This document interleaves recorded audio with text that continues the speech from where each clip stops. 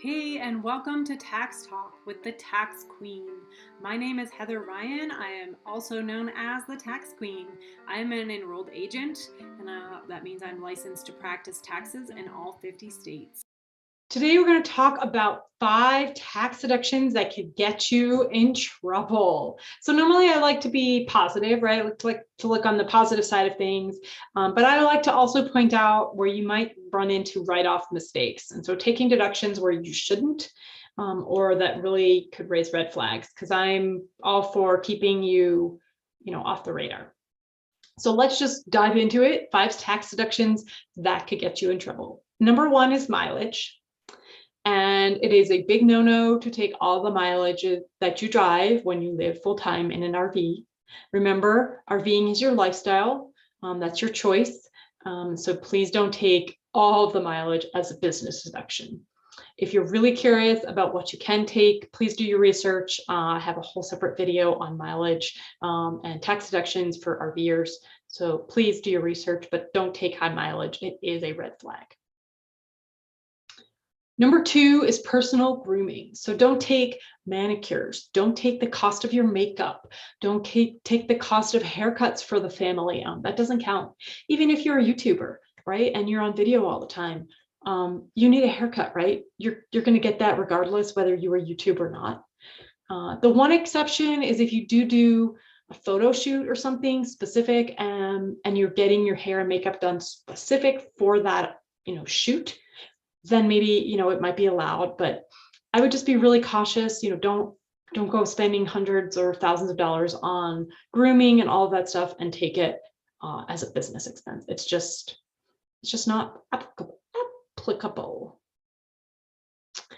Number 3 is clothing. So if the clothing you buy is something that you would wear every day, whatever, to casually, to go hiking, to just hang out with your family, eat dinner, whatever, then you don't take it as a business expense, right? Even though it might seem like, oh, well, I'm buying that because I need a new shirt, because everyone has always seen me in this other one. It doesn't matter, because you can wear it outside of your videos, right? So you can wear anytime. It just doesn't count. So where it does count to take clothing would be nurses, scrubs. If you needed specific boots, like maybe steel toe boots because you work in construction or something, those count, right? Because those are items you're probably not going to wear outside of work hours. And this applies even to suits. I know probably none of you are wearing suits nowadays, but that was how this kind of established, in that people thought, well, I only buy a suit to wear to work, right?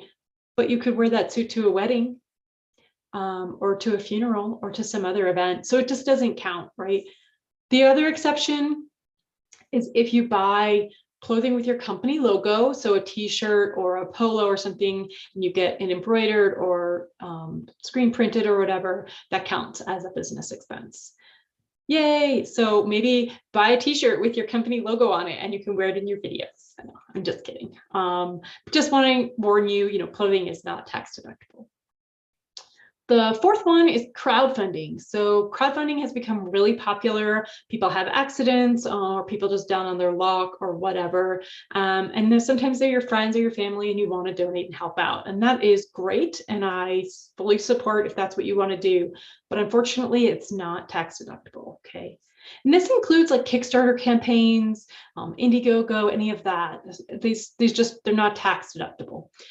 Tax deductible means it must be a 501c3 donation or a nonprofit, and you almost always will get a written letter, whether it's actual physical letter or whether it's a receipt, electronically because you donated online.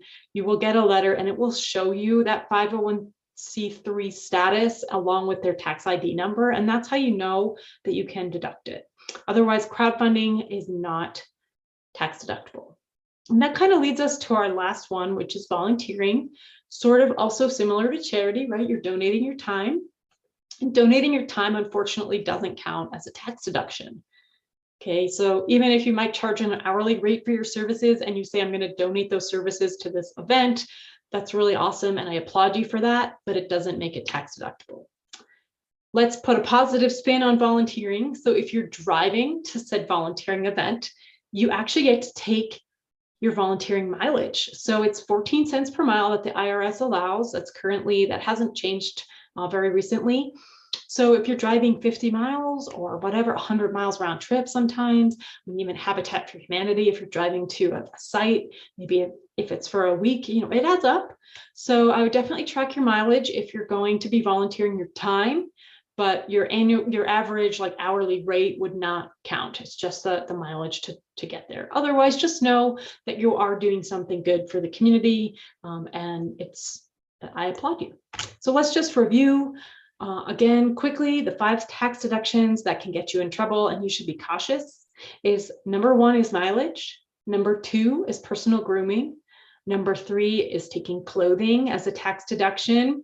Number 4 is crowdfunding, including Kickstarter, GoFundMe, all of those things. And number 5 is volunteering. If you have a question about what expenses you can take, I highly encourage you to talk to a tax professional. Until next time.